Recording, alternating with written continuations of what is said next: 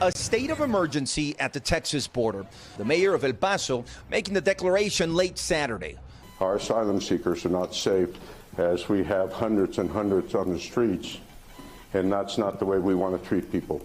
He says more than 15,000 migrants have arrived in the last week, and now that number is expected to explode with a Trump-era policy known as Title 42 set to be lifted on Wednesday. The public health rule implemented in March of 2020 in response to the COVID pandemic, making it easier to return hundreds of thousands of migrants to Mexico.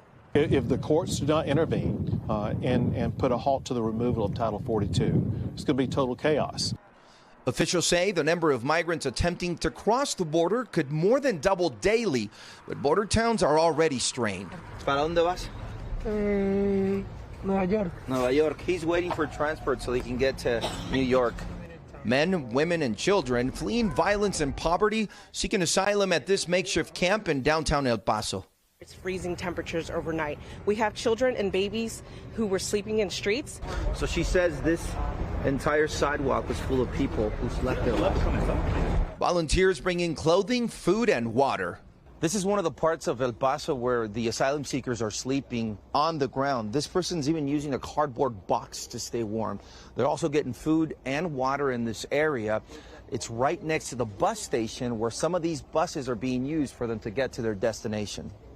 Others seeking shelter at El Paso International Airport. Now, one final attempt by a group of Republican-led states to prevent a possible sudden surge of migrants. They're calling on the Supreme Court to intervene as soon as tomorrow.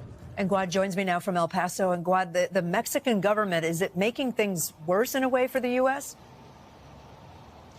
Well, Kay, earlier this week, just a few days ago, Juarez officials confirmed they were working with the state to bus migrants to the border and allow them to cross into the U.S. and turn themselves in.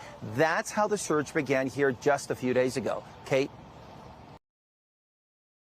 Thanks for watching our YouTube channel. Follow today's top stories and breaking news by downloading the NBC News app.